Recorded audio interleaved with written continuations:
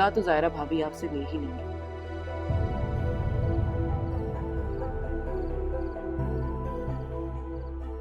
ये पट्टी तुमने उसको पढ़ाई है ना? मुझे सच से बताओ, ये रास्ता तुमने उसको दिखाया ना? बताओ।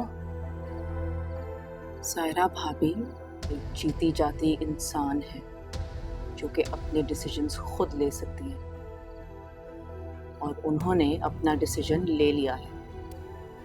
आपको चाहिए कि आप इस बात को एक्सेप्ट कर लें और मज़ीद तमाशा ना बनाएं।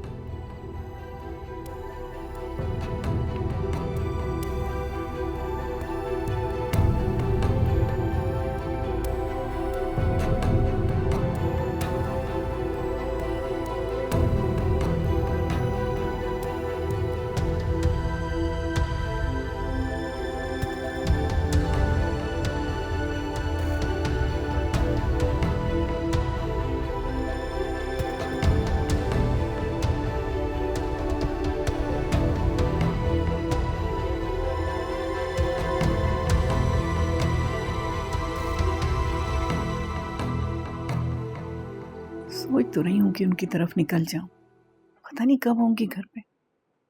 वो अब मैंने आपके कपड़े इस्त्री कर दिए हैं।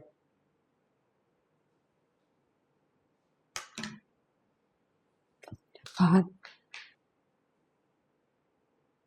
आपको मुझसे लाख शिकायतें सही, मगर इसमें बच्चे की क्या गलती है? उसे किस बात की सजा दे रहे हैं आप?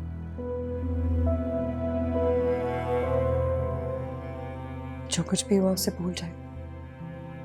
हम नए सिरे से अपनी जिंदगी की शुरुआत करते हैं।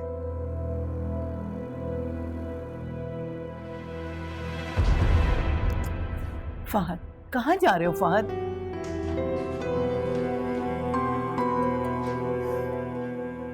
आंटी आप ही समझाए ना इन्हें। इनका इस तरह का रवैया मुझे बहुत तकलीफ देता है, और फिर मेरी तबीयत के लिए इतना स्ट्रेस ठीक भी तो नहीं है ना। तुम टेंशन मत लो, थोड़ा वक्त दो, से सब सही हो जाएगा।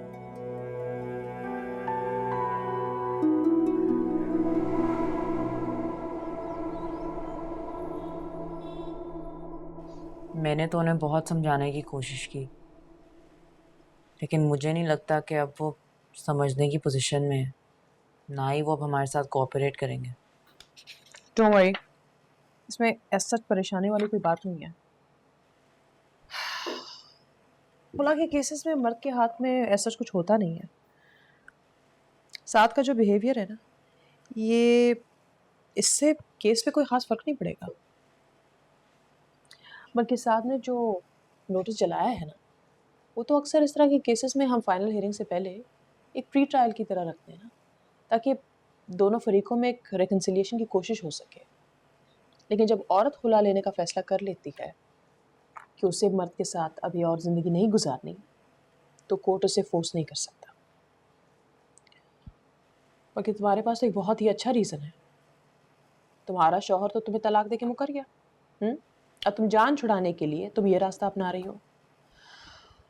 हाँ, खुला के केसेस में ये है कि हक महर से औरत दस्तबरदार हो जाती है, लेकिन तुमने तो हामी भर ली है ना, so you don't have anything to worry about. हाँ, तुम अपना जहेज वापस ले सकती हो। डाउरी एक्ट के तहत तुम एक पिटीशन फाइल कर लो। लेकिन मेरे जहेज की सारी चीज़ें जज्जी मायरा को उसकी शादी में दे चुकी हैं। हाँ, लेकिन ये तुम्हारा मसला नहीं है। All you have to do is file a petition. ये तो उनकी जिम्मेदारी है ना। या वो तुम्हें तुम्हारा जहेज का सामान वापस कर दें, या इस मालियत की रकम तुम्हें वापस कर दें। वो लोग फाइनेंशियली इतने स्ट्रॉन्ग नहीं हैं और इतनी ज़्यादा रकम का बंदोबस्त भी नहीं कर सकेंगे, और मैं वैसे भी मटेरियलिस्टिक चीज़ों में बिल्कुल इंटरेस्टेड नहीं हूँ। वेल, हक तो तुम्हारा बनता है ना। अब ये उनकी जिम्मेदारी है कि वो किस तरह तुम्हें तुम्हारा जहेज वापस करते हैं। इसके लिए उन्हें अपना घर ही बेचना पड़ जाए।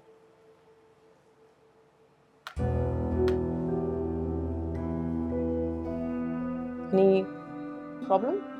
नहीं, मैं बस सोच रही थी कि साथ नहीं आया तो कोर्ट प्रोसीडिंग कैसे आगे बढ़ेंगी। ये भी कोई परेशानी वाली बात नहीं है। हम उसे 2-3 और नोटिस भेज देंगे, ठीक है? अगर उसके बावजूद भी वो पेश नहीं होता तो फिर तो कोर्ट तो तुम्हारे हक में फैसला करेगी ना। देखो ज़ारा, खुला लेना तुम्हारा शरई हक है, ये तुमसे कोई नहीं छीन सकता। In fact I really appreciate you. मैं समझ सकती हूँ तुम पर अभी किस कदर प्रेशर होगा, फैमिली का प्रेशर, सोसाइटी का प्रेशर, लेकिन आई रियली अप्रिशिएट कि तुम you're standing up for your rights and that is a very big deal।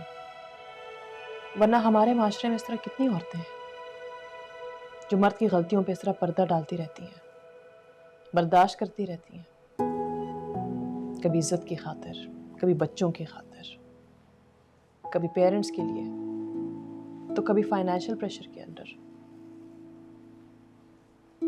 तुम बहुत ही हौसलामंद औरत हो। इंसान के पास जब कोई दूसरा सहारा ना हो और ऐसी मुश्किलात से अकेले ही निपटना हो तो बहादुर बनने के अलावा उसके पास कोई दूसरा ऑप्शन नहीं होता। डोंट वरी, ये मुश्किल वक्त ज्यादा देर नहीं रहेगा, गुजर जाएगा बहुत जल्दी। I hope so.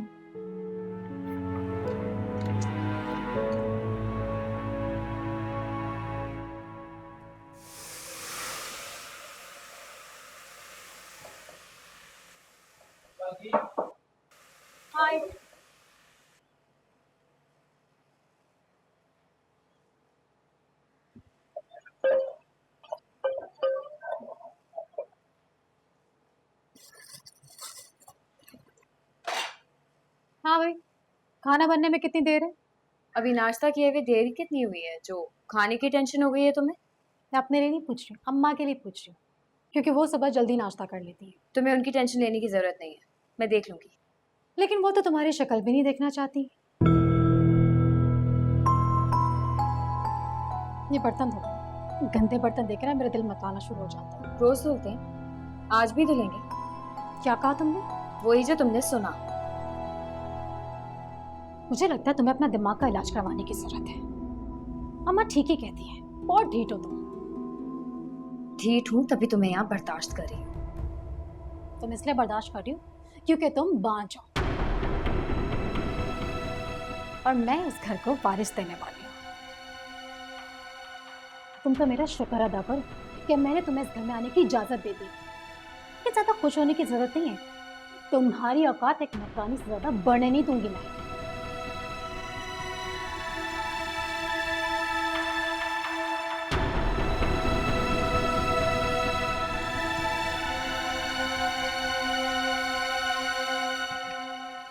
तारिक साहब को ईमेल कर दी थी तुमने? हाँ भाई कर दी थी, वरना तुमने मेरी जान अजाब कर देनी थी। मैंने तुम्हारी जान अजाब कर देनी थी? मैं तो तुम्हारे साथ इतनी ज्यादा लीनियंट हूँ कि सारे ऑफिस वाले अब बातें भी मनाने लग गए हैं। जी thank you ma'am, thank you. वाह भाई वाह, तुम लोग तो अब सलाम दुआ से भी गए।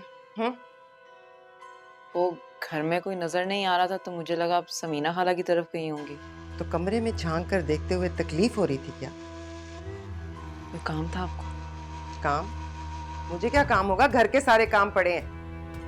तो तुम्हारे बाप ने नौकर नहीं भेजे जहेज में? अपने घर के पेटी कामों के लिए मेरे बाप तक जाने की जरूरत नहीं है। क्या हो गया है अम्मी, क्यों घर आते साथ ही हंगामा शुरू कर दिया आपने? वाह बेटा वाह, माँ का एक लफ्ज भी तुम्हें हंगामा लगने लगा। मैं तुम्हारे लिए परेशान थी। भूखे आए हो, क्या खाओगे? कुछ नहीं पका घर में, मेरी तबीयत खराब थी आज। तो कोई बात नहीं, हम बाहर से कुछ ऑर्डर कर लेंगे। आज भी करोगे, कल भी करोगे, कितने दिन ऑर्डर करोगे? क्या रोज होगा? घर में रहने के कुछ उसूल होते हैं। वो ज़ायरा भी तो करती थी ये सब काम। हाँ तो उनको क्या मिल गया आपकी ताबेदारी करके? उनसे कौन सा खुश थी आप? सुहेल? हाँ, अब तो आप साथ भाई की तरह सुहेल को भी भड़काएंगी ना कि इसको घर से बाहर निकाल दो। एक बेटे की जिंदगी बर्बाद करके चैन नहीं आया आपको? क्या बकवास कर रही है तुम्हारी बीवी सुहेल? मैंने बर्बाद की है साथ की जिंदगी? हाँ, आप ही ने की है। एक घर के पीछे आपने दोनों की जिंदगी इतनी अजीरन कर दी कि बात तलाक तक पहुंच गई। अरे उसकी अपनी हरकतों की वजह से उसकी जिंदगी अजीरन हुई है, और ये तलाक, इसकी रट भी तो उसने, जायरा ने खुद पकड़ी हुई है। तो झूठ तो नहीं बोल रही हैं वो। जो शख्स 2 मर्तबा तलाक दे सकता है वो तीसरी बार भी दे सकता है। कोई ये बात माने ना माने, मैं तो जरूर मानती हूँ, और मैं इस बात की गवाही दूंगी। तुम गवाही दोगी? हमें झुटलाओगी तुम? सुहेल, अभी इसी वक्त अपनी बीवी को बाजू से पकड़ के घर से बाहर निकालो। देख नहीं रहे तुम्हारी माँ के सामने खड़ी कैसे जुबान चला रही है? अम्मी प्लीज आप इस वक्त यहाँ से चली जाए। मैं जाऊं? हाँ। मैं तुम्हें माफ नहीं करूंगी सुहेल, अगर तुमने अपनी बीवी को इसी वक्त घर से ना निकाला तो। क्या हो गया अम्मी आपको? हर छोटी बात का पहाड़ खड़ा कर देती हैं। पहले ही भाई और भाभी की जिंदगी आपने ऐसे जीरन की, अब आप हमारे पीछे पड़ गई। ठीक कहती थी शान से, इस घर की छत के नीचे किसी का रिश्ता कायम नहीं रह सकता, हमें भी यहाँ से चले जाना चाहिए।